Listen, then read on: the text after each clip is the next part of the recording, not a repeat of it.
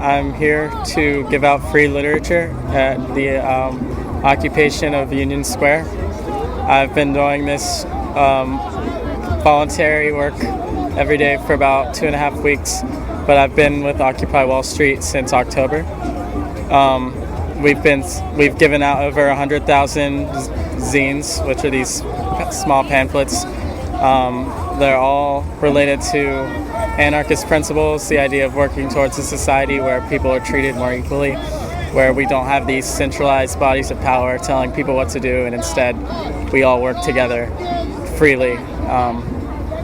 And so it's a little bit of different things. Some of it's environmental, some of it's feminist and women's rights, some of it's about capitalism, some of it's about provocateurs. It's everything from some of the writings are 100 years old, some are contemporary. And it's basically just decided amongst a group of people who work on this project, and this group's called In Our Hearts. It's been around pre-Occupy Wall Street, but now that Occupy Wall Street's happening, it's gotten a lot more organized, and we've been working on a lot of projects full-time. We also do a community dinner twice a month for free in downtown Brooklyn. And we're working on starting a free store where people can drop off things they don't use, and people can take things they need freely. I also work at the Occupy Wall Street Library. So we've been trying to get books out here as much as we can, although most of the books are located in the financial district, so it's hard to transport right now. I'm working on building a mobile storage device with a few people so that we can store the books here and make it easier to get them around. They're written by various people. None of these here right now are written by any of the collective members. Mostly just we find publications that we like or essays, and then we basically go through a sort of consensus process to decide whether the group wants to put that one out or not. And we're also starting to write our own. We have a few that we've written, but we haven't put them out yet. Yeah, it's just paper and staple. Everything's paid for through donations. Although we don't ask for donations, we don't want people to feel obligated, and we just freely distribute them throughout the city. We ride around on this bike cart all over the city, and we print thousands.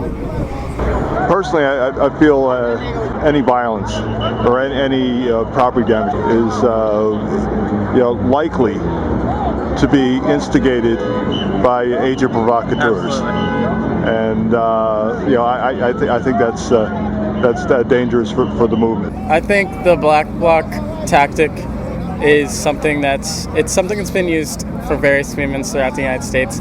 The most famous probably would be the 1999 Seattle World Trade Organization protests. It's a tactic that I think is really effective. It's not necessarily about destroying property. That's not the whole objective of black bloc tactic. The idea is to basically make a crowd look not only united by everyone wearing black, but also to make everyone anonymous, so that some people coming to a protest that's maybe considered extremist or radical or anti-governmental or something, they might have positions that could be jeopardized as being in something, like that, like a protest or march. So it's a way for everyone to be involved without having to have their identity exposed.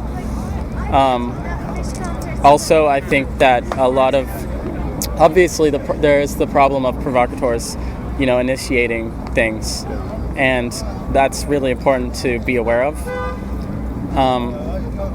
There's basically, I think, a broadening of the definition of violence that happens a lot by the media and police and government to sort of create this idea that violence is anything.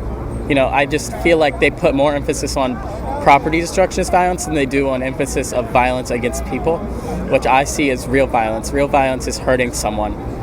that's what we should all be against no matter what. And I think, if people really see, I don't really consider property destruction violence. It's hurting people that's violence. And yeah, that's my perspective on it.